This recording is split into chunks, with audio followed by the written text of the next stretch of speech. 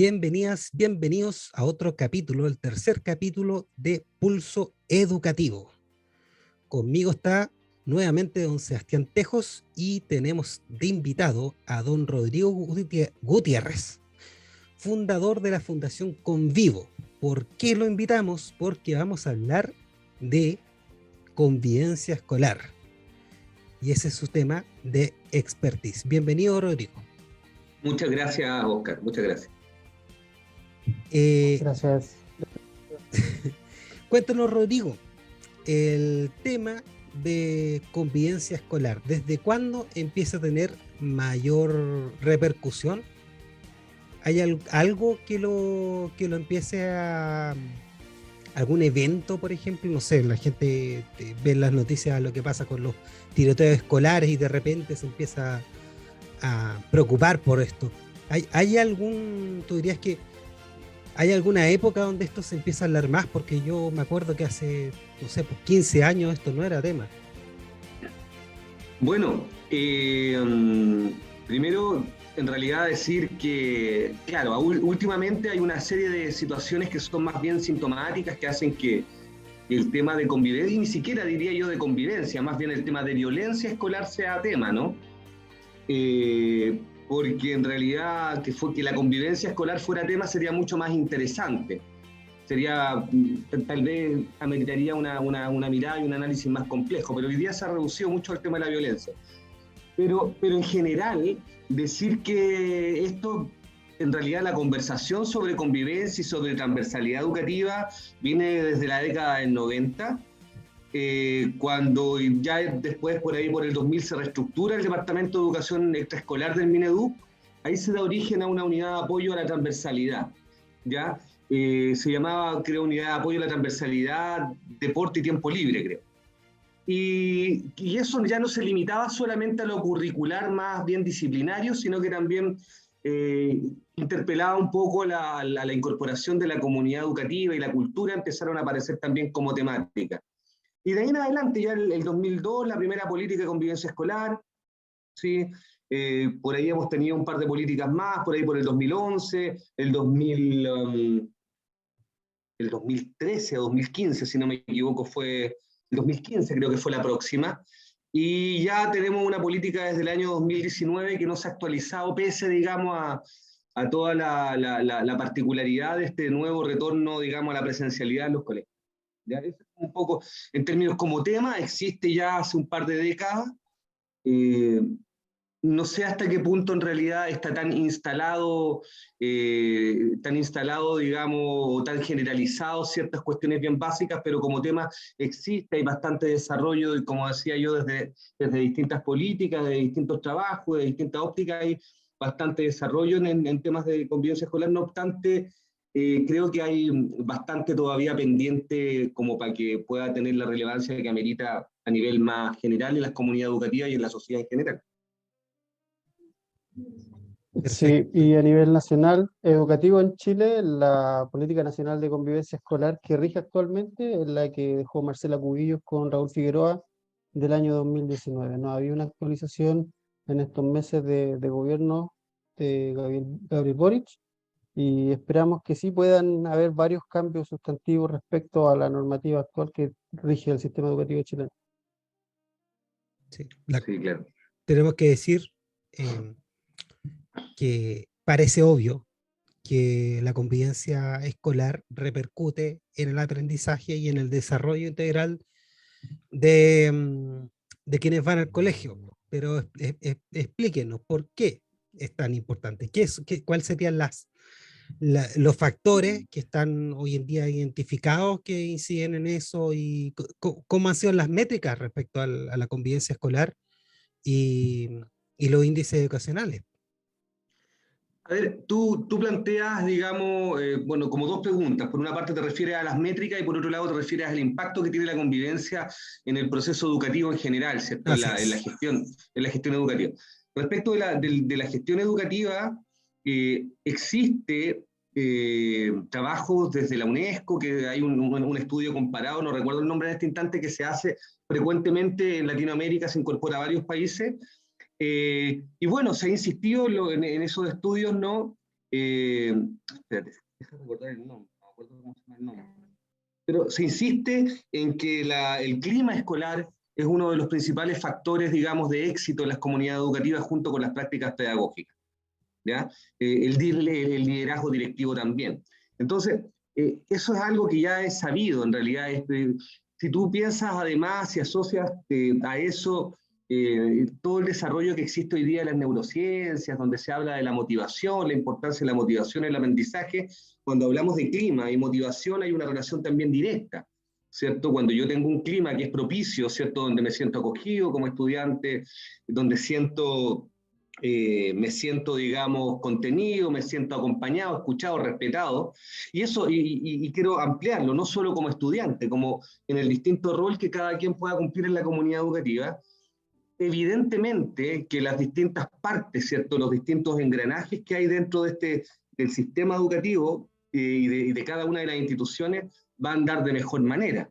En realidad no es como bastante perogrullo pensar en que si yo estoy en un lugar laboral, incluso en un espacio laboral, donde me siento bien tratado, donde siento que soy escuchado, que soy incorporado en las decisiones que son relevantes, mi desempeño, la performance de cualquiera de los actores, digamos, en este caso trabajadores, va a ser mejor.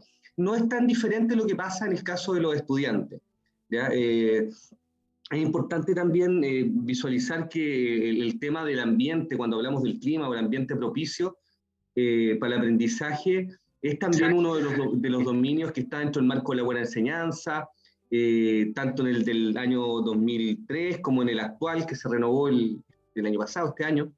Entonces, en realidad hay como... Perdón, Sebastián. ¿Sebastián? Bueno, dale nomás. Entonces hay como bastante consenso. Ahora, en relación a métrica, no sé, si habláramos, por ejemplo, de métricas, que las métricas están más bien en el ámbito de las denuncias normalmente, ¿ya? Y de la incidencia de situaciones, digamos, indeseadas, como pueden ser, por ejemplo, las situaciones de maltrato. En ese aspecto es interesante ver como la evolución que ha habido, si miramos desde el año 2016, 2017 en adelante, de denuncias, claro, hay hartas denuncias, el año 2016-2017 estamos hablando alrededor de 5.000 denuncias, pero de las cuales también, y por qué reparo particularmente en ese año, porque ese año las denuncias eran mayores, digamos, en número, a adultos que maltrataban a estudiantes que maltrato entre estudiantes. En los años siguientes, 2018-2019, se revierte un poquito. No obstante, es bien proporcional, bien proporcionado esto, no es mucha la diferencia en realidad que hay entre las denuncias de estudiantes maltratadores, se supone, y hasta el año 2021, que también se revirtió la tendencia, nuevamente fueron más denunciados los docentes, pero siendo justo, también tuvimos solamente un 10% de las denuncias de los otros años, por razones lógicas, de trabajo y learning, y también las interacciones eran mucho más con docentes, por tanto puede que eso haya afectado. Pero digamos que en relación a las métricas normalmente están en torno a eso, están en torno también a los temas que tienen que ver con bullying, ¿cierto? Y hay otras métricas que genera también el Ministerio de Educación a través del sistema del mismo CIMSE, que va levantando permanentemente y que ahora también incorpora algunos indicadores de desarrollo personal, bueno, no ahora, ya hace unos años, indicadores de desarrollo personal y social que vienen a entregar valores que ya son distintos de los valores que habitualmente se medían en el CIMSE, ¿no? Como es autoestima, ¿cierto? Académica, clima de convivencia, se mide también algunos hábitos de vida saludable, participación. Entonces, y a eso se le da también un valor incluso se le asigna un valor incluso en lo que es la calificación de desempeño en los colegios. Entonces, todo ese tipo de cosas, el hecho de que la convivencia actualmente también sea un área, ¿cierto?, de la gestión educativa definida como tal, en el sistema de aseguramiento de la gestión, ya el sistema de la ley de calidad de la educación, de la ley SAC, GEOSAC se llama ahora, hace también que tenga que intencionarse acciones en torno a la convivencia. Ahora, el problema, en mi opinión, no sé si quiere intervenir alguien, porque en realidad he hablado mucho tal vez. No, dale nomás, pues, cuando tú termines la intervención. Sí, creo que el gran problema, en mi opinión, hoy día no está en el hecho de que no se desarrollen acciones en favor de la buena convivencia. Yo creo que el problema está dado fundamentalmente por la falta de análisis, por una parte, y la falta de análisis cuando se implementan estas acciones, y al mismo tiempo por una falta de un compromiso genuino en que estas acciones reales, o sea, tal vez por la falta también de valoración de esta área, ¿no? De que estas acciones en realidad son realmente importantes, porque eh, lamentablemente hoy día se funciona demasiado para la evitación de los problemas, para evitar que la superintendencia me castigue. Y es en función de eso muchas veces que incluso nos han contratado o se levantan licitaciones, porque si es que los colegios, o sea, por ley, la ley de violencia escolar, ¿cierto? Establece que los colegios tienen que tener capacitaciones en el área, por tanto lo hacen por cumplir muchas veces. Entonces hay un comportamiento muy, como dicen algunos, como muy heterónomo, ¿no? O como donde yo dejo el delego, o sea, yo lo hago porque tengo el pago al lado, que si no lo hago yo, me van a sancionar. Y así se ve también en la misma dimensión de los reglamentos de convivencia, que se actualizan normalmente o se cuenta con ellos y se incorporan uno u otro protocolo, porque la ley así lo exige. Entonces creo que falta muchísima reflexividad respecto de eso y que lamentablemente en gran medida se da porque justamente la superintendencia fiscaliza, digamos, a rajatabla el cumplimiento o no cumplimiento de ciertas cosas y si no están, hay sanciones. Entonces pasa a ser más importante la evidencia y de ahí que nosotros ya empezamos a hablar de la tiranía de la evidencia, donde es más importante la foto, donde es más importante la firma, donde es más importante el formulario y el acta que se haya llenado al proceso, digamos, que está refiriendo el instrumento, el acta o el documento del que estamos hablando. Sí, respecto a lo que menciona Rodrigo, es necesario tener un buen clima de convivencia escolar. Es necesario para que no solamente los docentes, sino que los directivos, los estudiantes, los paradocentes, los auxiliares, todas las personas que envuelven la comunidad educativa puedan tener un lugar armónico en el cual desempeñar sus funciones, desde la persona que tiene que barrer los pasillos, hasta el inspector que tiene que velar por la seguridad en los patios, por ejemplo, hasta los profesores que tienen que enseñar.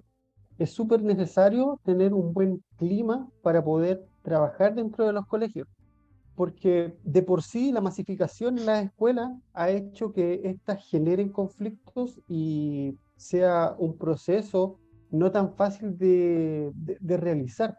Es fácil encontrar violencia en los colegios y eso nosotros lo pudimos palpar durante los meses de marzo, abril y mayo del año 2022, en el que hubo un retorno presencial paulatino y nosotros lo vimos a través de redes sociales, la tremenda cantidad de peleas, más todas las que tuvieron lugar en el año 2021, también con un proceso gradual de retorno a las salas de clase.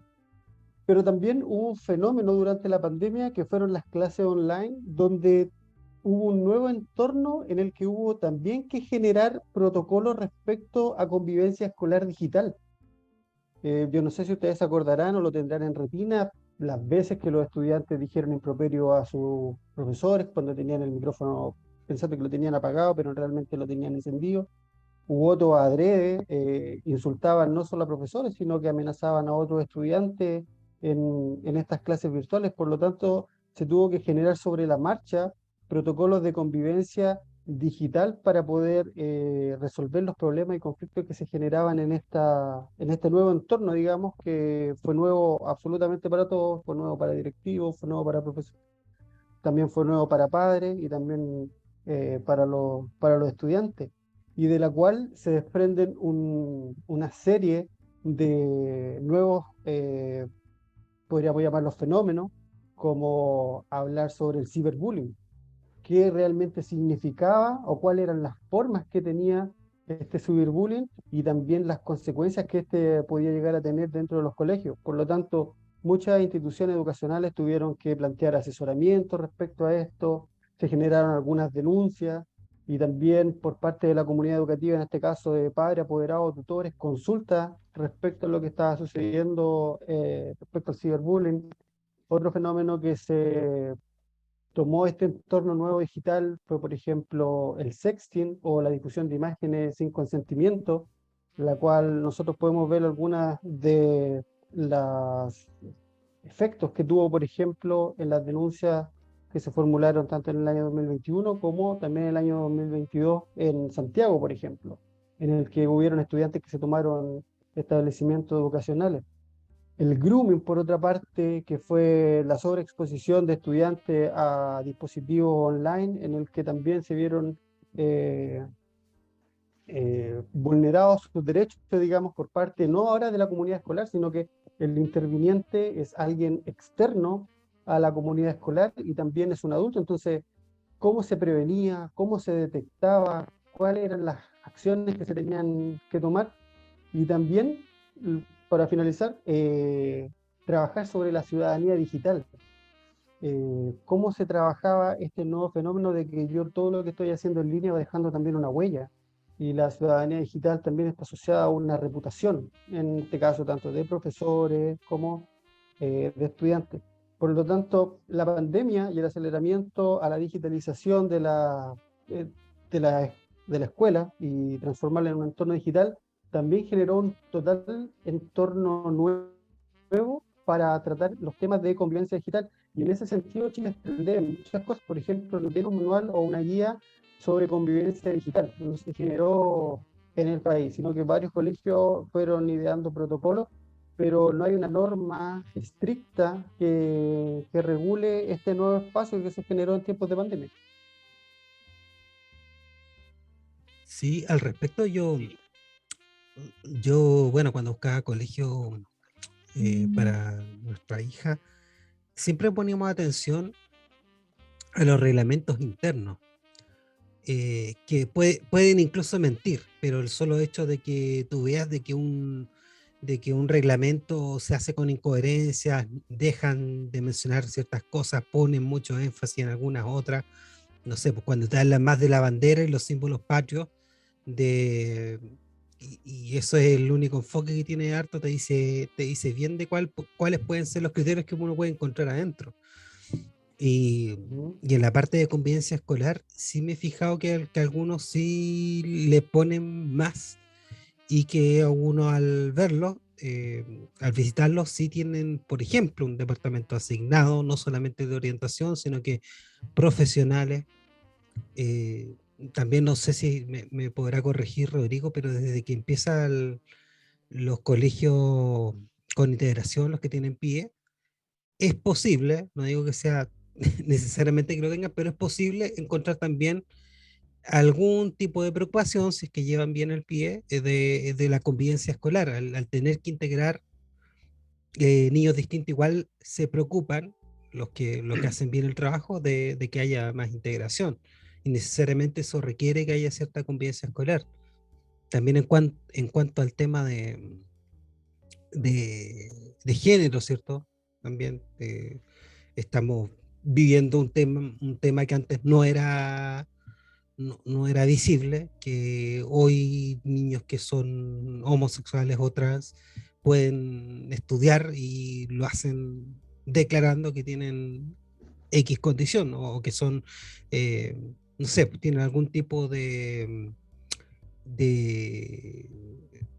no son cisgénero, etcétera, etcétera. Se declaran, ellos se identifican de una forma distinta cuando antes no era. A nosotros no nos pasó eso.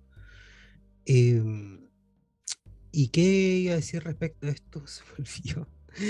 Ah, No, que veo que hay que también que hay un cambio de enfoque de un tiempo a esta parte, porque necesariamente cuando hablamos de convivencia, dejando de lado la consecuencia que es simplemente la violencia, eh, estamos hablando también de un problema que requiere ser enfocado no solamente en el aula, estamos hablando de una comunidad, entonces no estamos hablando de profesor y alumno, o director, profesor y alumno, sino que también tienen que estar involucrados los padres o tutores.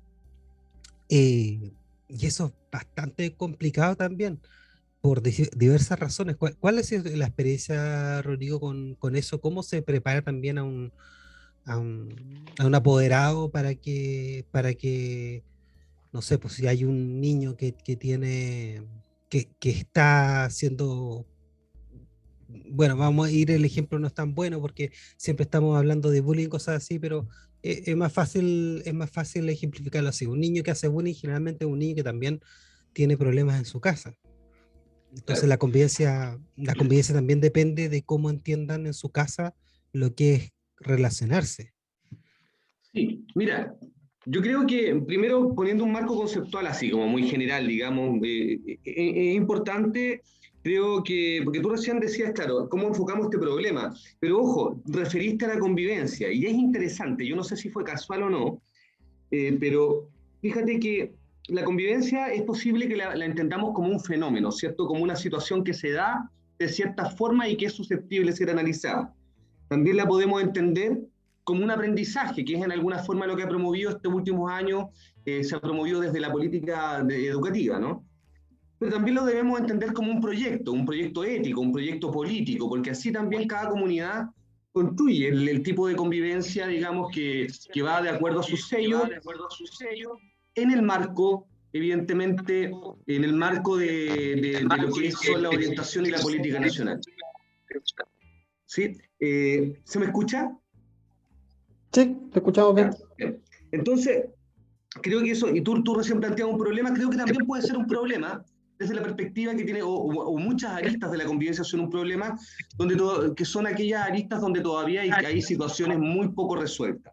Entonces, primero quiero, antes de responder a tu pregunta sobre esto de los apoderados, cómo se prepara el apoderado, en realidad, y yo creo que tu pregunta refiere a cómo incorporamos, digamos, la complejidad de actores educativos en el abordaje de situaciones como el bullying. Claro, Eh, por ejemplo, Claro, yo quiero primero referir a lo que decía Sebastián. Claro, Sebastián habla de sexting, de ciberbullying, de grooming, que son efectivamente fenómenos que a lo mejor se agudizaron ahora en este periodo por razones bien obvias, ¿cierto? Cuando tuvimos esta educación remota muy excepcional y también muy excluyente, ¿ya? Y creo que, ¿por qué quería tomarme desde ahí y detenerme ahí también? Bueno, también apuntar y que concuerdo plenamente con Seba en eso, no obstante también que son fenómenos que vienen de bastante antes. Pero cuando yo digo que fue una educación muy excluyente, es porque creo que por ahí va la madre del cordero. Creo que si nosotros visualizamos lo que fue el proceso, ¿cierto?, educativo de emergencia, lo nombraba algún autor el año pasado en un seminario en Argentina, decía, esto no es educación online, esto es educación de emergencia, que quedó muchísima gente fuera, ¿cierto? Y no solamente la Ujú. gente de más escasos recursos, quedó gente fuera también que no tenía buena conectividad por los lugares donde vivía, ¿ya? Si lo vemos desde esa perspectiva y entendemos que la institución educativa hoy día, en el marco de, ¿cierto?, de una educación basada en derecho y todo, tiene que ser capaz de garantizar el derecho educativo a todas las personas, que ojo, pudiste haberlo garantizado meridianamente bien si simplemente ocupabais los textos de estudio que ya estaban y marcabais páginas y después se las revisabais a los cabros y le dabais una retroalimentación, pero no. Se insistió tosudamente. Había colegios que yo conocí que tenían 3 plataformas funcionando, ¿ya? Tenían Ajá. apoderado, tenían otra plataforma y tenían no sé qué otra cuestión más. Y las ocupaban como un repositorio, no había ningún diseño instruccional. Entonces, bueno, digamos que las plataformas asincrónicas al menos permitían un poco más de democratización porque la gente con no muy buena conexión asincrónicamente podía participar. Ni que decir la gente en sectores rurales con mala conectividad para poder conectarse sincrónicamente. No era un problema de que tuvieras o no internet, de que tuvieras o no internet. La conectividad era mal. Eso ya habla de una violencia estructural que no se ha problematizado. Para mí era insólito, yo también tengo 2 hijas que estaban en el colegio en ese periodo, y fíjate que como vivimos en el campo, teníamos internet y estábamos justamente en esta situación donde cuando se trataban de conectar, se le caía a cada rato el Zoom y no podía. Las evaluaciones iban igual, la presión docente existía igual, y ojo, ella se conectaba muy poco, parcialmente, pero se lograba conectar algo. Después le dijimos, déjalo, no te metáis más, porque en el fondo el nivel de frustración que te genera, que nos pasa a nosotros, ahora si se le cae el Zoom al Seba o a ti o a alguno de nosotros, y también es frustrante, tú estás en tu pega, ¿cierto? Uno está tratando de... Imagínate en los estudiantes, imagínate quienes ni siquiera accedieron, imagínate a aquellos estudiantes que le llegaban guías, ¿cierto? A mi otra hija le llegaban guías donde le decía, siga las instrucciones que le da la profesora en el aula virtual. Esas eran las guías que les daban. Y cuando hablo con la directora me dice, pero si nosotros íbamos al campo a dejar guías. Claro, pero era una hoja de ruta para poder conectarte a la clase virtual. Entonces, hay una falta, creo yo, de empatía que es muy fuerte, una falta de legitimar al otro y de entender también el rol relevante que cada actor educativo cumple. O sea, si cada actor educativo, todos, no estoy hablando solamente de los institucionales, también estoy hablando de apoderados, todos, incluso estudiantes, comprendieran la relevancia y el impacto de su rol en la comunidad, creo que las cosas serían bien distintas, ¿ya? Entonces creo que desde ahí ya estamos medio malón cuando hablamos de que hay una violencia estructural. ¿Te fijas? El hacer finalmente invisibilizar, ¿cierto?, un tremendo segmento que quedó excluido. Y en ese contexto muchas veces la respuesta para mí en el colegio me dijeron, de mis dos hijas me dijeron lo mismo. Nosotros tenemos el 99% con conectividad. Estamos hablando de 2 colegios públicos, 2 colegios gratuitos. Y le dije, ustedes se escapan de la norma, entonces, ¿cómo levantaron la información? Bueno, hicimos una encuesta online por papinotas. O sea, es increíble, o sea, es insólito. Es insólito, ¿te das cuenta? Entonces, y tuvimos resultados del 100%. Pero por Una cosa supuesto, así, o sea, todos es respondieron la increíble. encuesta. Oye, y Temuco, la región más pobre, con 2 colegios gratis de Temuco, 2 colegios gratuitos, y que los 2 tenían justamente sobre el 90% de internet.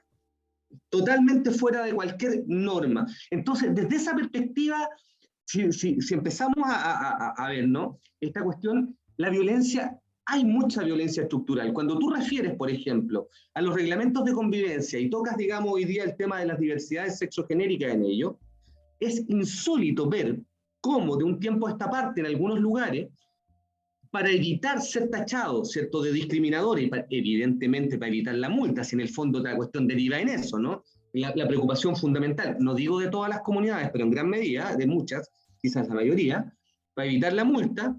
Entonces, ¿qué es lo que hacen? Porque en algún minuto se prohibían las manifestaciones homosexuales en el colegio. Explícitos, así tal cual. Y probablemente tú, si revises algún reglamento, quede algún resabio de eso en alguno. ¿Ya? ¿Qué hacían? Dijeron, ya, entonces se prohíben manifestaciones afectivas. Oye, ¿de qué estáis hablando? Un día yo llego a un colegio que donde estábamos asesorándolo y yo saludo al director, le digo cómo le va, y había una pareja de niños sentados, ¿no? Estamos haciendo una consultoría justamente en torno al tema del reglamento interno, el reglamento de convivencia. Y le dije, estaban sentados como de la mano, una pareja heterosexual. Y yo le dije, director, ¿y eso que está ahí? Y me dice, sí, ¿por qué, Rodrigo? Bueno, porque tiene que tomar alguna medida. Y se rió, pensó que yo estaba jugando. En alguna forma estaba jugando, pero le dije, director, ellos deben irse suspendidos. ¿Pero por qué se van a ir suspendidos? Porque su reglamento dice, justo abajo, donde dice que es gravísimo entrar con armas al colegio, dice también en la falta gravísima, que es gravísima las manifestaciones afectivas dentro del colegio. Y tiene que ser sancionado con una medida proporcional. Y cuando usted no respeta su reglamento, su propio reglamento, lo está deslegitimando. Y si lo está deslegitimando, pierde total utilidad. ¿Te das cuenta? Entonces, un poco, no sé si se entiende para dónde voy con el tema. O sea, creo que tenemos violencias estructurales que mientras no se resuelvan, y evidentemente con ellas la violencia cultural que existe, ¿cierto?, la naturalización de formas de violencia y de maltrato, por ejemplo, ¿ya? Bueno, colegios acá también, un par de colegios emblemáticos, ¿cierto? Yo creo que tú estás en Santiago entiendo que también deben haber algunos colegios con esta práctica del trekking. El trekking es una práctica de violencia institucional, cuando yo separo cursos en inteligentes y en imbéciles.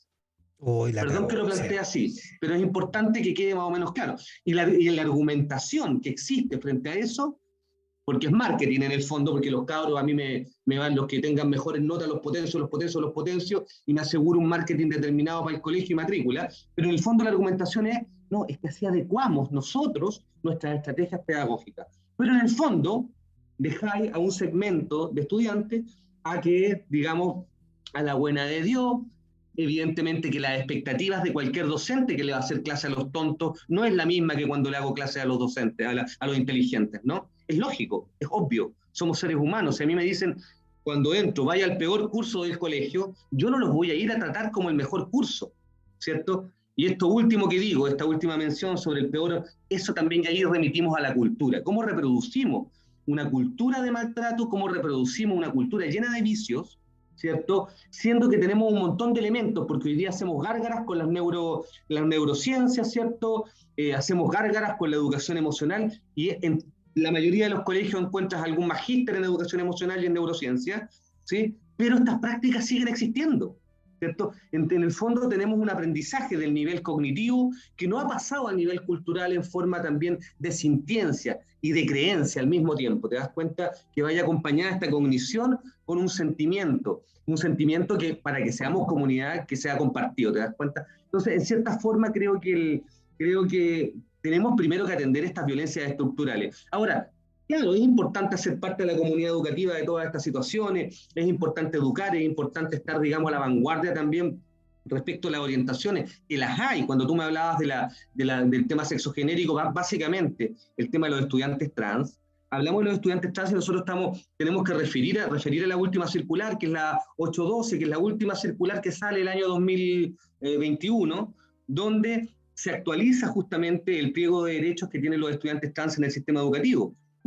Conversación que suponemos medio superada, pero seguimos en colegios donde se sigue negando la identidad del estudiante y se le sigue denominando por el nombre muerto, lo cual es un tremendo dolor y un sufrimiento adicional que le está dando a un segmento de cabros que en el fondo tienen una expectativa de vida hasta los 35, 45 años en términos generales, porque eso pasa con los trans, ¿no? Sí, Se suicidan un 50% más, ¿cierto?, que cualquier otra persona. sí, una compañera, la Lilith, que tiene un programa acá, está gestionando un policlínico donde ella vive en la quinta región para trans, porque existe el problema de que pucha, dejan de recibir hormonas y se pueden suicidar. O sea, todas las tasas de suicidio, de violencia, etcétera, en los trans es la más Se alta que multiplica. cualquier otro segmento. Entonces, claro, Y hay de estadísticas y hecho, yo lo evidencia que utilizo así como no un pasa. indicador. No sé, Exacto. ahora me encuentro en la situación de ver cambios de colegio Claro. y, y veo con buenos ojos que un colegio sea más integrador en ese sentido, porque si tienen cuidado de admitir a gente que sea distinta, obviamente eh, eh, eso también se replica en el trato general, pues, si no es que traten bien a los trans y traten mal a los heterosis. No, eh, Son personas como todas nomás, sí, como pues son todas, personas, pues, entonces, y hay un derecho humano que es el derecho a la identidad que debiese ajá, ser respetado para todas, porque si yo a ti, Óscar, o a Sebastián, lo empiezo a llamar como Juan o como Juana e insisto en hacerlo, no, es que para mí tenéis cara de Juana nomás. Es que tú me eso, dices que yo soy Óscar, es que para mí tenéis cara de Juana. claro, te voy a ¿Te decir fijas? Juana. No Claro. importa que te sentáis como el orto, yo te voy a No, decir Juana no, porque yo quiero. tremendo tema, porque cuando tú planteas eso, de sentirse como el orto, estás tocando otro punto súper importante, que es cuando, por ejemplo, hace pocos días, bueno, hace un par de semanas atrás, en un colegio que trabajábamos, se hizo una observación porque alguno de nuestros facilitadores ocupó un pronombre, digamos, neutro, ¿ya? Se habló de ellos o de todes. Eh, yo no estoy acostumbrado a usarlos, me cuesta mucho usarlos, pero trato de usarlos, sobre todo desde que conozco personas que son de género no binario, ¿te das cuenta? Y me veo obligado por eso, en la medida en que puedo. No obstante, en el colegio se nos llamaron la atención por aquello, sin embargo, estamos hablando de un taller que nosotros estábamos, y era porque esto no estaba adscrito o no estaba en el marco de lo que es lo que dice la Real Academia Española. Dice la Real Academia Española. Curiosamente, el taller se llamaba Soy Bacán, es un taller de autoestima. Y nadie reparó en el bacán, que no tiene ningún apego, digamos, a la ortodoxa del lenguaje. ¿Te das cuenta? Entonces, claro, hay también un sesgo que está vinculado con todo lo ideológico y todo el prejuicio que está en torno a quien use o no use el lenguaje neutro, pero en el fondo más allá, y es una conversación que creo que es re importante, porque tampoco se trata de imponer a una comunidad, por ejemplo, confesional, el decirle, no es que tú tenés que ver el género como lo veo yo.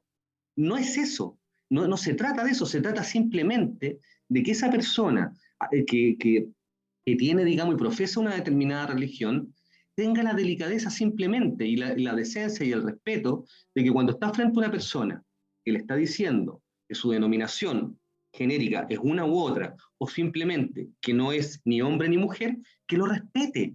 Nada más que eso. No cambies nada de lo que piensas, guárdatelo para ti. Pero simplemente es ella. Y se acaba. O sea, no, porque no, así es como se siente cómodo. ¿Te das cuenta? O cómodo. ¿Mm? Entonces, Ujú. creo que falta muchísimo todavía en esa materia. Estamos como... Porque hoy día, lamentablemente, la inclusión, y con esto termino, la inclusión y la valoración de la diversidad no existe como tal, en realidad. Existe como el sentirme cuasi caritativo, ¿cierto? Porque acepto al distinto, porque acepto al colita y lo veo y lo trato igual, si yo hasta también tengo amigos gay, ¿te fijáis? Claro, Entonces, lo invitaría a comer, pero no hagan nada delante mío. claro, claro, Ujú. entonces cae casi como en que tenemos el corazón tan grande que incluimos a la persona que no camina bien, incluimos al sordito, al cieguito y siempre el diminutivo, ¿te La das caridad cuenta? cristiana. Claro, sí, sí, cristiano y no cristiano, porque digamos cristiano desde la perspectiva más bien cultural, en general, Claro. porque seamos justos, que no, es bien transversal el tema. Sí. Y hay quienes ideológicamente quieren convencerse de lo contrario, pero no sienten lo contrario, y eso de todas maneras se nota, ¿te das cuenta? Sí. Como Ujú. esa es mi Sí. mirada. De la mano de lo que dice Rodrigo y la experiencia que yo pude tener haciendo clases y viendo a estos estudiantes desde la sala de clase como profesor, tú notabas, por ejemplo, el desapego, el bullying o la resistencia que tenían muchos compañeros en el trato con chicos que se identificaban como homosexuales, pero que no lo expresaban. O sea, era totalmente un tabú eh, expresarlo abiertamente de que tú eras homosexual o que tenías otra preferencia sexual.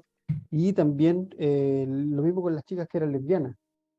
Eh, Era súper complejo ver cómo los estudiantes se burlaban, hacían mofa, hacían grupos.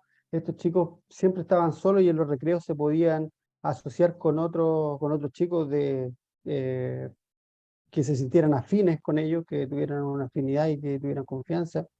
Pero dentro de los cursos tú notabas eso. Y por profesor, por más que tú trataras de incentivar la igualdad, que se trataran bien y todo eso, no se producía.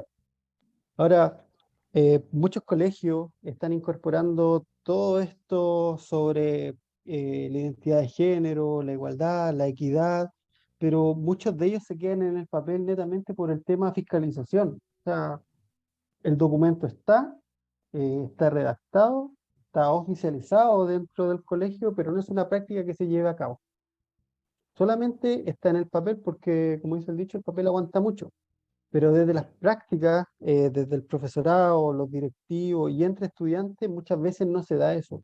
Y lamentablemente, a veces tú tienes que escuchar comentarios súper ofensivos de ciertos profesores hacia ciertos estudiantes que son distintos de los demás, son diferentes. Y a simple vista son diferentes y tú tienes que escuchar comentarios sumamente ofensivos, como decía Rodrigo, pues este estudiante, el colita del tercero A, por ejemplo o el fletito del tercero B, una cosa así.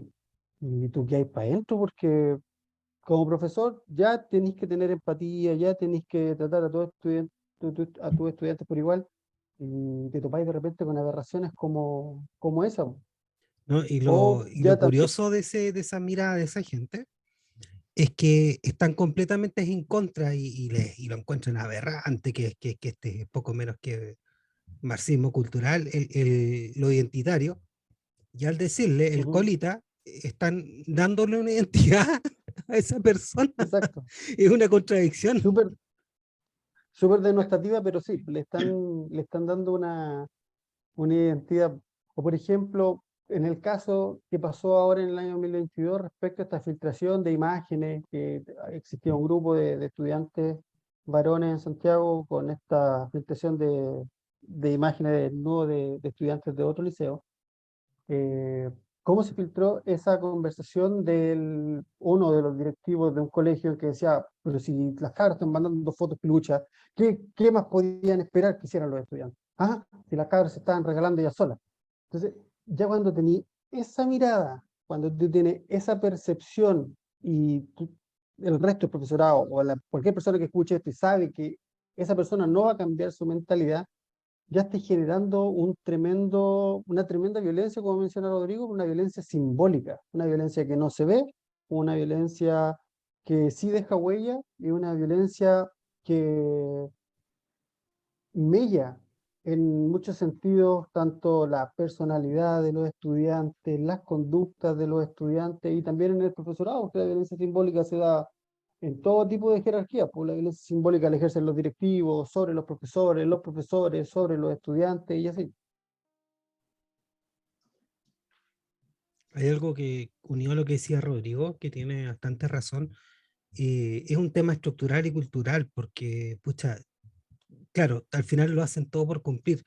El problema es que cuando lo haces por cumplir y no entiendes cuál es, qué es lo que está detrás de eso, no empatizas con eso, em, lo que pasa es que los que toman las decisiones, a no comprenderlo de arriba para abajo, creen que es simplemente una cuestión formal y tratan torpemente de poder adecuarse para no caer en alguna falta, para que no nos acusen, pero es patético, es peor inclusive que alguien que es derechamente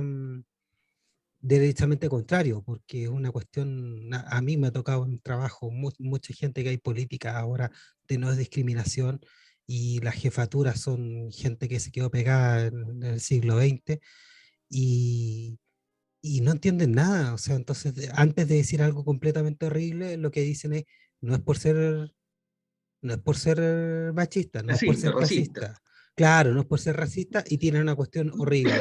Y, y es por una cuestión, pero ¿cómo? O sea, uno piensa, pucha, si las calles que estaban arriba entendieron bien este logo, no debería estar donde está nomás. Mm, Sí, po. claro, mira, ¿puedo hablar un poco? ¿Sí? Hable, pues. Sí, porfa, que haya hablado súper poco hoy día. Dale nomás.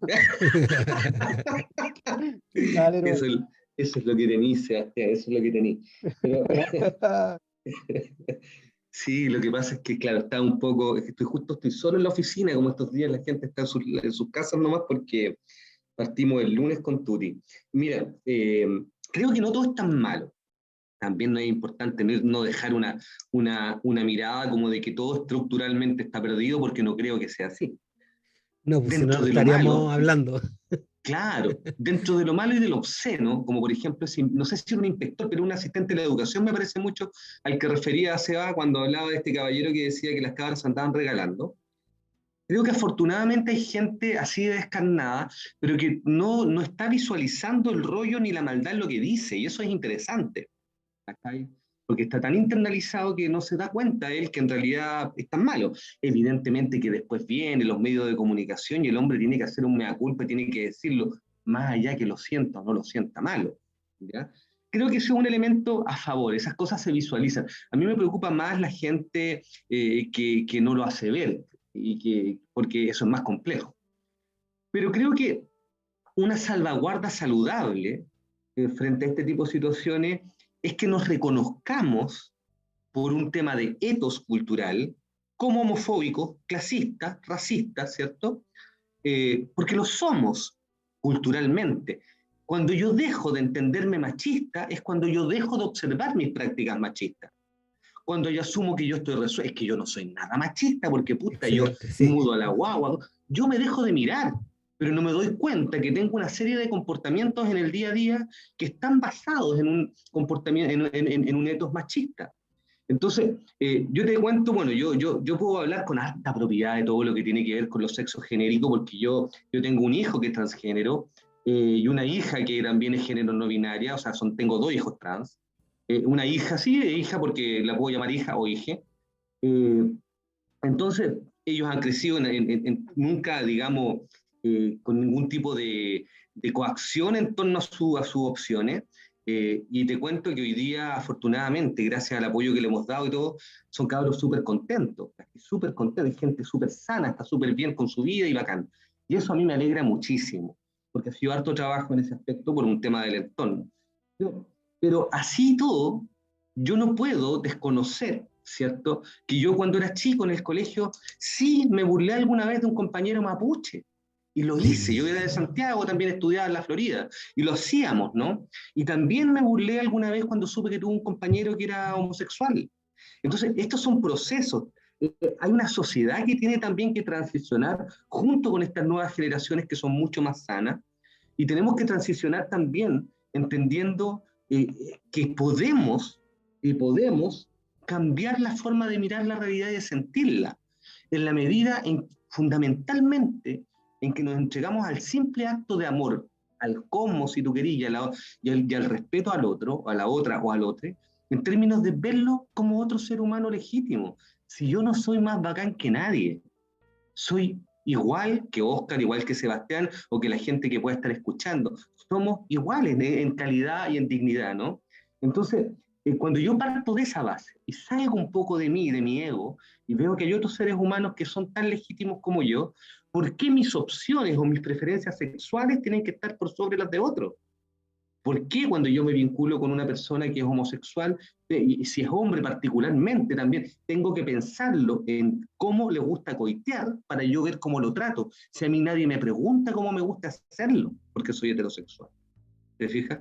Entonces, creo que por ahí va esta transición a la que nos invitan las nuevas generaciones, que creo que pueden ser mucho más sanas. Podríamos tener menos de 5 suicidados diarios, a lo mejor de aquí unos años más, con estos cabros menos reprimidos. Podríamos llegar a tener hombres menos castrados también emocionalmente y que no sean 4 o 5 hombres por una mujer los que se suiciden. ¿Te das cuenta? Porque el machismo no solamente es negativo para las mujeres, es negativísimo también para el mismo hombre, tanto cis como trans eventualmente, porque a veces también en los procesos de transición también te enmarcas en un estereotipo y te compras también este eto. Pero eso, creo que es súper importante reconocernos desde ahí. Venimos con una carga, tenemos un etos determinado, no me culpo por haber sentido como sentí, pero sí puedo modificar y transmutar esa emoción, ese sentimiento, porque cualquier sentimiento odioso hacia otra persona, simplemente por algún acto que está dentro de de sus legítimas opciones, no tiene ninguna razón de ser. Incluso hay situaciones que no son opcionales, como es la procedencia étnica, que no es una opción, como es, por ejemplo, incluso las condiciones socioeconómicas tampoco son una opción, ¿te das cuenta? Entonces, eso no hace mejor a nadie. Entonces, creo que por lo menos el estarnos ocultando, mirando de manera permanente, autoobservando nuestras prácticas, sin perder de vista que estamos, ¿cierto?, cargados de toda esta impronta cultural, creo que ayuda bastante. Sí, sí, comparto eso plenamente. Es parte de un proceso que algunos hemos vivido. Todos hemos sido súper homofóbicos, los chistes de colita, y si no, transfóbicos, los chistes de travesti, todo eso, pues. Y claro, uno dice, Ajá. claro, pero hace 15 años no, pero chuta, hay gente que se demora más o no tuvo la oportunidad de uno también de ver. Yo lo que encuentro en eso algo que limita las posibilidades en todo caso son algunas creencias que son esencialistas y que se ponen en el plano bueno, esencialismo, porque unos son más dignos que otros por algún credo o por alguna visión política o por etcétera, etcétera. Entonces, ese tipo de reacción que ha generado el hecho de que hoy día la gente pueda existir, simplemente existir, alguien que no sé, que es trans, tiene derecho a existir, hoy día viven los trans, se pueden ver que salen en películas de repente, y hay gente que eso lo ve como poco menos que le están contaminando el agua con veneno, y la civilización como la conocían ya está decayendo. Entonces, igual es un tema difícil porque ese bloque reaccionario ha tomado mundialmente también mucho poder. Pero no siendo tan negativo, esas mismas personas que son así de reaccionarias también pueden llegar a ser personas que sean educadas y por el tema de simple de educación pueden ser bastante distintos a lo que hay ahora. O sea, no tienen por qué agredir al otro porque es distinto, eso no es necesario. Así que tampoco es tan loco. O sea, en comunidades, no sé, pues en Estados Unidos, comunidades que no son los estados costeros y todo eso, igual hay gente que es educada pese a que tienen esa visión muy conservadora. Entonces también hay que pensar que esta gente igual puede cambiar, o por último, si no cambia, igual, tal como tú decías, Rodrigo, por una cuestión de educación, tratar al otro como una persona, independiente que ellos crean por su creo que no es una persona con quien están hablando, sino que solamente por educación también. Eso. Sí, claro. Sí. Y yo quería mencionar qué podemos Va a hacer seguir nosotros hablando, Seba. para... Sí, quería mencionar qué podemos hacer nosotros como docentes, cuál puede ser nuestra propuesta para mejorar el clima de convivencia al interior de las salas de clase. Quería mencionar una experiencia que tuvo un docente, Patricio González, que es un profesor de inglés, hoy en día ejerce las funciones de UTP en un colegio en Temuco, y lleva a cabo uno de los proyectos de gamificación que escribimos en conjunto. Por lo tanto, él está trabajando con realidad virtual, realidad aumentada y videojuegos en el colegio donde está trabajando ahora. Y en una oportunidad, él ambos coincidimos en el año 2018 que nos propusimos trabajar un taller de Minecraft en nuestras clases de inglés. Por lo tanto, empezamos a trabajar Minecraft, yo en educación media y él en educación básica. Y el colegio donde estaba trabajando Patricio tenían que ver la unidad de la casa. Por lo tanto, Patricio en esta clase le dice a los chicos que empiecen a construir las casas que ellos tienen o la que se quieran imaginar para que después comiencen a describir los objetos que hay ahí, los lugares, para poder avanzar el currículum sobre la asignatura de inglés. Y había un chico, vamos a poner Juanito. Juanito era un chico súper disruptivo, un líder bastante negativo y que tenía actitudes súper matonescas con todos sus compañeros. Juanito había repetido algunos cursos, por lo tanto era mayor en tamaño, era mayor en edad y era el líder negativo de ese curso. Aún así, se propuso trabajar en gamificación en conjunto con todos los demás compañeros.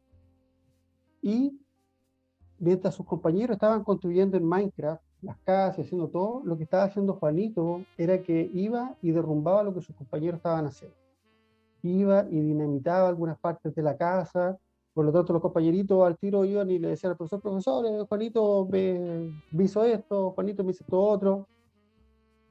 Y Patricio empezó a darse cuenta de que él dejó de molestar, de romper los cuadernos, de romper los lápices, de quitar algunas cosas, esconder mochila o ligeramente pegarle a sus compañeros. Y ese bullying que él ejercía en lo físico lo llevó al plano virtual.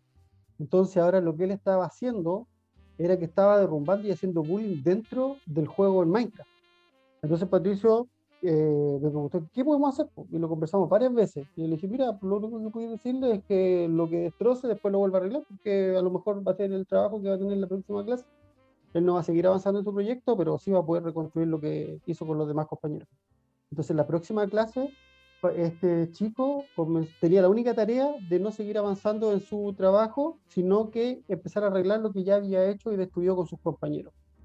Llegó a tal grado de que le empezó a reconstruir todo lo que había destruido previamente y una vez que terminó, empezó a ayudar a sus compañeros a, por ejemplo, poner cortinas, colocar algún tipo diferente de mobiliario que sus compañeros no sabían hacer en Minecraft, pero él sí sabía hacer. Y todo este liderazgo negativo, gracias a la estrategia metodológica de la gamificación, la utilización de videojuegos y la utilización de Minecraft en este caso, hizo que este chico se tornara en un líder positivo y finalmente en un líder dentro de su curso. Fue una súper bonita experiencia respecto a convivencia escolar al interior del aula, de cómo lo físico se trasladó a lo virtual y el conversar con este estudiante y mostrarle y hacerle ver que no estaba bien lo que estaba haciendo con sus compañeros respecto al trabajo que los otros estaban desarrollando, caló tanto en él que terminó siendo un Bob constructor de Minecraft que ayudaba finalmente a sus compañeros. Por lo tanto, ¿podemos mejorar algunas condiciones al interior del aula como profesores? Sí, podemos. ¿Lo podemos hacer de las manos de la tecnología? Evidentemente. Y mayor aún, con algo súper disruptivo que es mediante la utilización de algunos software o videojuegos o realidad virtual para prevenir y trabajar desde la prevención respecto a lo que es la convivencia escolar y la violencia al interior del aula. Cuando eh, supe que iba a venir Rodrigo en el programa de hoy día, tuve presente eso, de que esta experiencia respecto a la utilización de gamificación sirve para conciliar los ánimos y para finalmente cambiar una conducta súper disruptiva y negativa dentro del aula a algo que puede ser positivo. Y yo tuve una experiencia parecida, pero a nivel personal, con un niño que mi hija juega y el niño es muy competitivo, busca siempre molestar, busca siempre destruir, está como todo el día jugando, entonces busca siempre, es seco para jugar, entonces siempre es lo único que te invita para matarte y no para compartir. Ujú, Y a mí se me ocurre, oye, pero ¿por qué no nos enseñas, po? Enséñanos a elegir las armas. ujú. Y fíjate, cuando empezó él a enseñarnos, se le quitó lo pesado y ya en los juegos él trataba de ayudar para irnos enseñando. Claro, ¿Cachai? porque asume otro rol, pues, no el Sí, rol propio de él con el cual quiere manifestar su supremacía, sino que está cumpliendo otro rol, el cual ustedes le pidieron que enseñara, entonces lo superposicionaron, pero no con la mentalidad que tiene él, sino que en beneficio de los conocimientos que él tiene para que los puedan aprovechar ustedes también. Entonces sí, pues, funciona mucho de esa manera.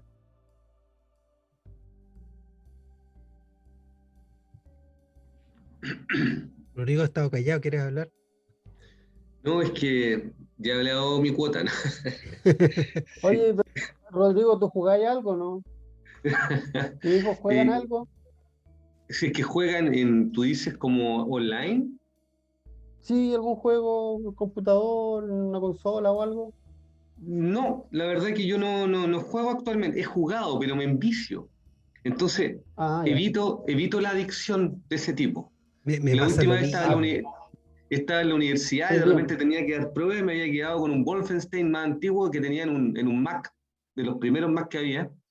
Y no, me pasé hasta como las 5 o 6 de la mañana y después tuve que ir a dar la prueba así, pero súper mal para el gato. Entonces me di cuenta que en realidad no.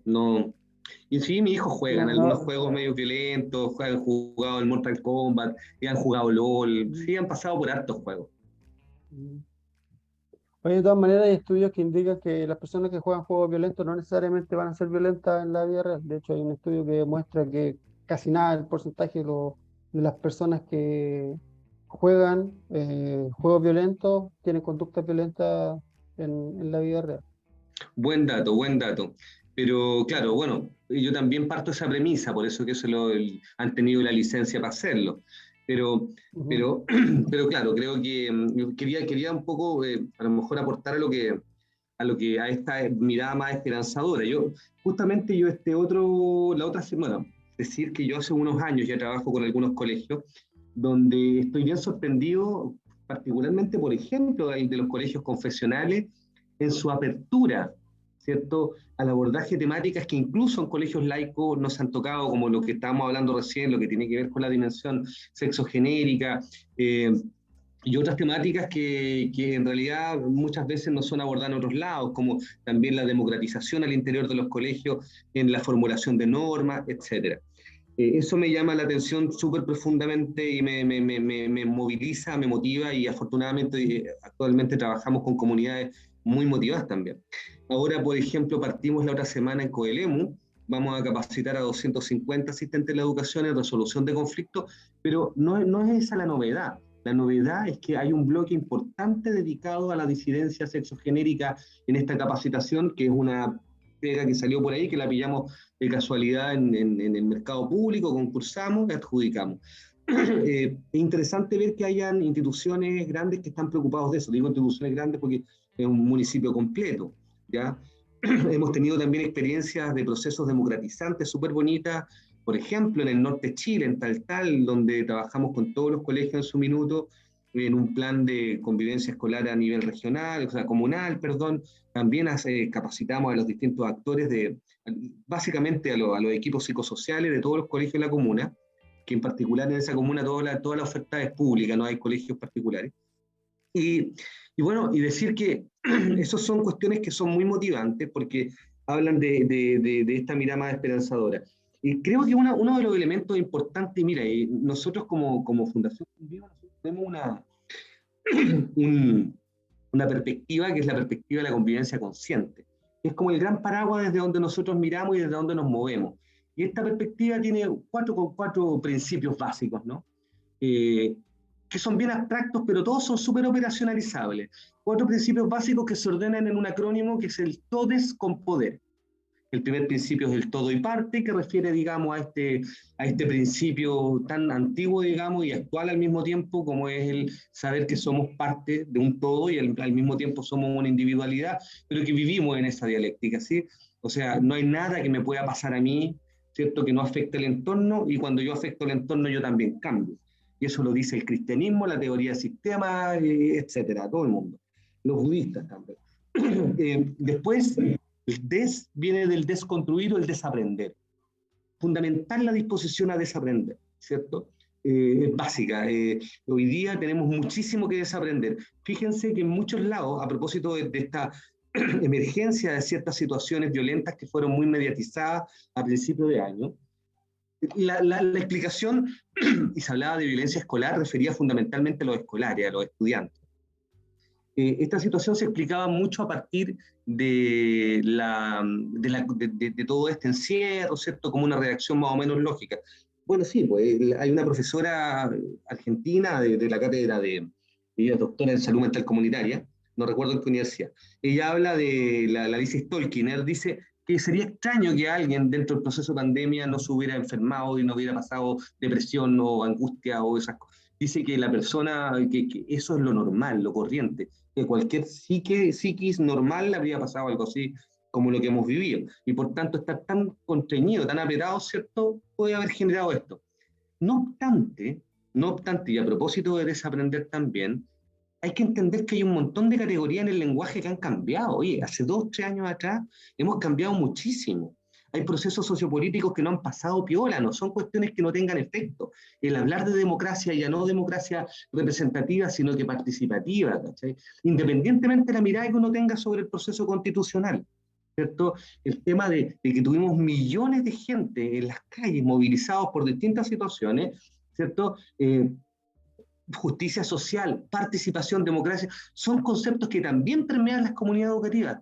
Pero dale, seguimos haciendo las cosas distintas. Para prevenir la violencia, agrandamos la barrera de contención, ¿cierto?, en términos normativos y más reglas y sancionamos más. Entonces creo que ese es el otro, el desaprender. El otro principio, porque es todes con poder, es del convivir, compartir. El convivir es equivalente a compartir. Esto lo dice un sociólogo venezolano. Él plantea que el fundamento precomprensivo de la convivencia es el compartir, o sea, donde yo entiendo que debo compartir el mundo con otros y también teniendo la tranquilidad de que los otros lo comparten conmigo. Y por último, el poder, ¿cierto?, viene del poder de la palabra. Entonces, todos nos tenemos que cuidar porque todos nos mandamos condoros a nivel del lenguaje todos los días. Y, por ejemplo, decir que un niño, por ejemplo, busca siempre destruir, ahí estamos haciendo una totalización. Y me pliego, yo también cometo esos errores permanentemente. Generalizamos, ¿cierto? Y toda la gente el rechazo, y toda la gente la prueba así. Creo que hay que tener un ojo tremendo con aquello, tratar de cuidarnos. No se trata de ser más papistas que el Papa, se trata de ser un poco más conscientes nomás para poder tener una mejor convivencia, y cuando hablamos de convivencia escolar es porque hay también un sueño compartido en esa comunidad. Pues y si ese sueño no ha sido democratizado, si de ese sueño no todos han participado en su definición, creo que hay que preguntarse qué es lo que nos estamos haciendo bien y empezar a ampliar, digamos, la participación y a construir de verdad comunidades educativas, no comunidades de algo, ¿cierto?, educativas, porque se supone que todos los sueños y los principios en una comunidad educativa son compartidos. Qué bonito, qué bonito. Concuerdo plenamente con lo que expresa Rodrigo. Sí, muy bien dicho, muy bien dicho. Se nota que trabajas haciendo talleres del tema. Me dejaste Sí, motivado. claro. Buena, de eso se trata. Y bueno, no hablamos de Convivo, pero eso es lo que hace Convivo. Ustedes hacen charlas, talleres, capacitación entretenida. Dime, pasaría un poco de este tema, ¿qué es un gimnasio emocional? Un gimnasio emocional. Un gimnasio emocional es una instancia para el entrenamiento de competencias socioemocionales. En eso consiste un gimnasio emocional. Lo bueno y lo que tenemos a nuestro favor, que nosotros somos como el primer gimnasio emocional en Hispanoamérica, ¿no? Y en realidad es un nombre fantasía con el que nosotros denominamos las instancias justamente de entrenamiento de emoción. Entonces, tenemos a nuestro favor que las emociones y las competencias emocionales se pueden trabajar con tan diversos estímulos, tan diversos como, no sé, desde una fruta hasta un prezi o un video, ¿cierto? Una música, lo que en realidad genera una distinción y te activa alguna emoción. Entonces, lo que nosotros diseñamos son experiencias, ¿cierto? Que pongan que nos permitan activar emociones y que queden a disposición para poder sobre ellas, digamos ahí a la vista, ¿cierto? Trabajar y poder cultivar algunas competencias básicas. En ese aspecto también hemos tenido logros muy bonitos. El año pasado, por ejemplo, veíamos que los talleres que trabajamos con estudiantes con la metodología de gimnasio emocional, desde NT1 hasta cuarto medio en un colegio, los estudiantes, al menos en los casos los más pequeñitos, los docentes todos reconocían que tenían un lenguaje, un vocabulario emocional mucho más amplio. Cuando hablamos de estas situaciones, ¿no? de maltrato, cuando hablamos de situaciones de violencia, de discriminación, hay competencias socioemocionales también a la base. Si bien es cierto, la violencia estructural y todo eso también es importante, pero esto, el desarrollo de competencia emocional, el reconocerme a mí mismo, es la piedra angular y el primer paso para poder reconocer a otro ser humano, ¿no? En su complejidad y también en su sentir fundamentalmente. Entonces, el gimnasio emocional son instancias que están orientadas justamente al entrenamiento, ¿cierto? Y están pensadas también con la finalidad de que sean al entrenamiento de competencias, pero son mecanismos de entrenamiento que debieran constituirse en hábitos, ¿ya? Porque lamentablemente la vorágine, el funcionamiento, las estructuras burocráticas en los colegios nos llevan también a irnos, digamos, olvidando de estos aprendizajes. O sea, por ahí alguien me decía una vez, no, nosotros no necesitamos nada de eso porque nosotros estamos súper bien en convivencia. Y yo no cacho nada de fútbol, pero un amigo tiraba siempre el ejemplo, decía, Alexis Sánchez decía, es de los mejores jugadores del mundo, ¿cierto? Claro. Bueno, pero no porque sea un buen jugador no va a dejar de entrenar. ¿Cachai? Entonces, ¿qué pasa? Que el desuso, ¿cierto? La falta de entrenamiento de competencias socioemocionales finalmente nos lleva a ir perdiendo, ¿cierto? La conexión emocional con nosotros mismos y con otras personas. Por tanto, es la piedra angular también para la convivencia escolar. De ahí Ese más o menos un parte gimnasio también, emocional. de ahí ¿Perdón? parte lo básico sería reconocer uno sus propias emociones, Darnos el identificarlas. tiempo para eso, claro. Claro, po, y eso es como básico, eso lo trabajan mucho con los niños, por ejemplo, bueno, yo con mi hija lo trabajamos siempre, a ver cómo te sientes, cómo te hizo sentir tal cosa, eh, Lógico. para que trabaje y a partir de ello, claro, puede liderar perfectamente en cosas que atenten contra los demás, eh, en algún tipo de violencia u otra tipo de actitud que viene realmente desde un sentimiento no reconocido. Eso es muy, muy esencial. Así que Lógico. Y a la base de las competencias sociales, obviamente. así es, así es. Sebastián, unas palabras al cierre, una pregunta. Eh, es de esperar que con el tiempo se diseñen o se manifiesten nuevos planes de convivencia escolar, atendiendo a lo que hemos conversado hoy día, la tremenda diversidad cultural, de género, de etnias en el sistema educativo chileno, y que éstas nos ayuden en la unificación y la mejora del sistema educativo chileno. Esperemos que no sean solamente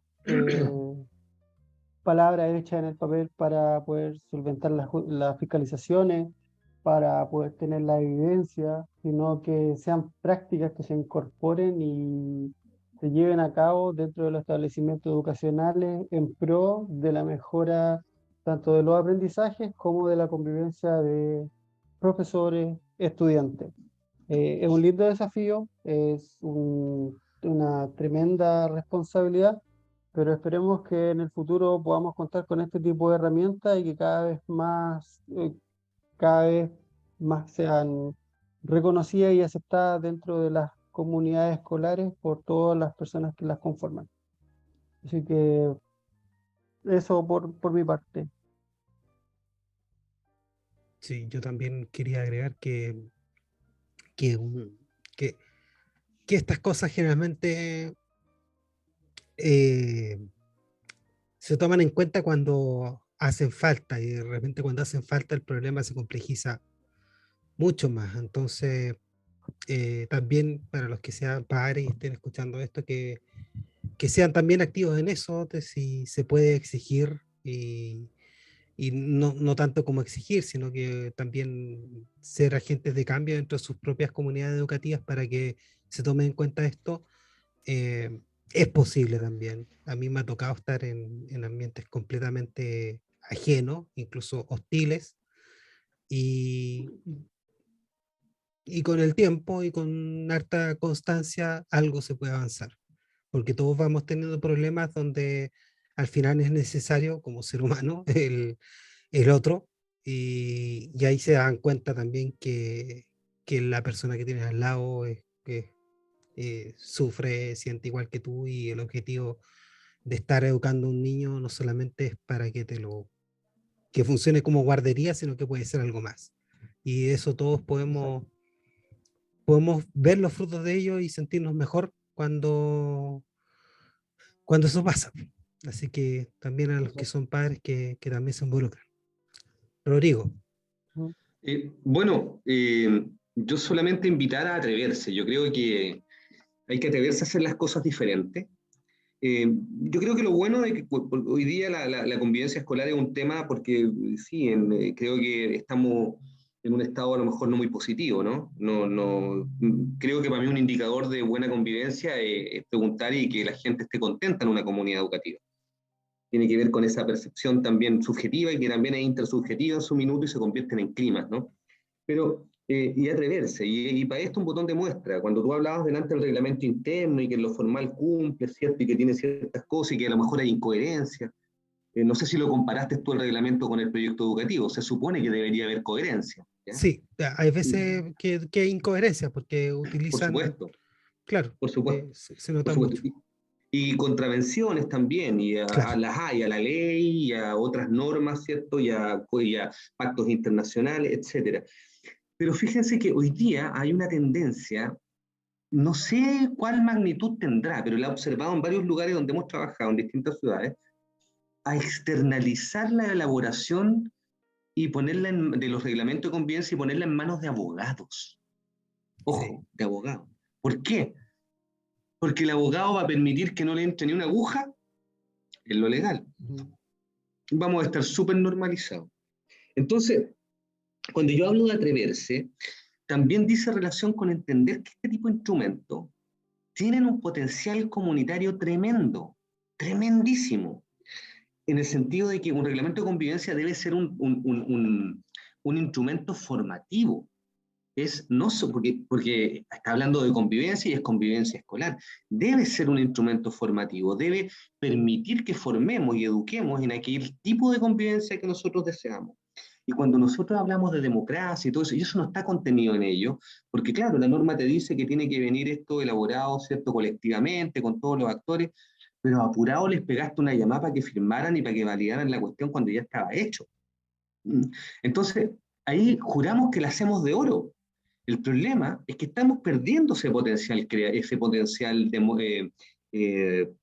comunitario, ¿cierto? Ese potencial formativo se está diluyendo, ¿cierto? Y estamos reproduciendo, ¿cierto? Este comportamiento tan adolescente que existe en nuestra sociedad chilena, y tan inmaduro en muchos aspectos, y funcionamos en el fondo el cabro chico o la niña o quien sea y deja de llevar el teléfono a la sala de clase, no porque comprende el impacto que tiene ese acto en su proceso formativo que lo lleva a aquel sueño que construyeron también colectivamente, ¿cierto? Porque él también seguramente habría participado de él, sino que lo deja de llevar simplemente para evitar que lo castiguen. ¿Y quiénes conocen más el reglamento? Los más castigados, ¿cierto? Y usted, señor apoderado, Oscar, usted como apoderado lo debe conocer porque se lo entregamos apenas entró al colegio.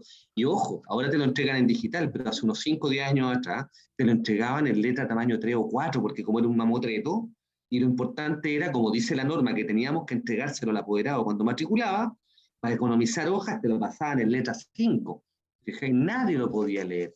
Hay que buscar mecanismos distintos, primero de integrar en la elaboración de normas, porque así cada actor se va a ver reflejado ahí. La consecuencia lógica, ¿cierto?, de las comunidades democráticamente organizadas, dice la profesora Vance de Valores UC de la Católica, dice, la consecuencia lógica de las comunidades democráticamente organizadas es la disciplina. Porque claro, cada quien entiende su rol y lo entiende en consonancia con el sueño que se ha definido. Entonces, esto es más pega probablemente, porque vaya a tener que hacer instancias deliberantes.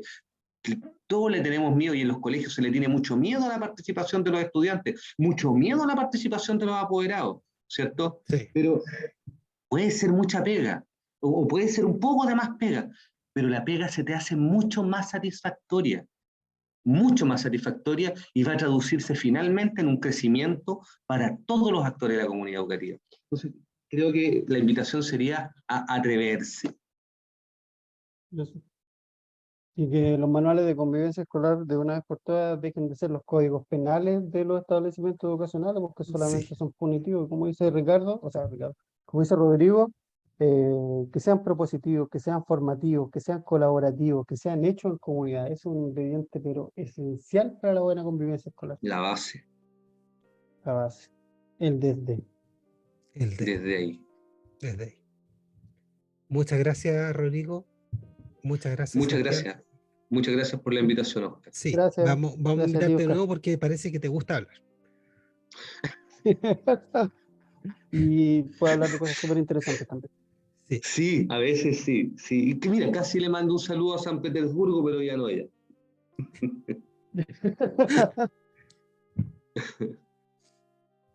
Bueno, muchas gracias. Un abrazo y que estén muy bien. Un abrazo.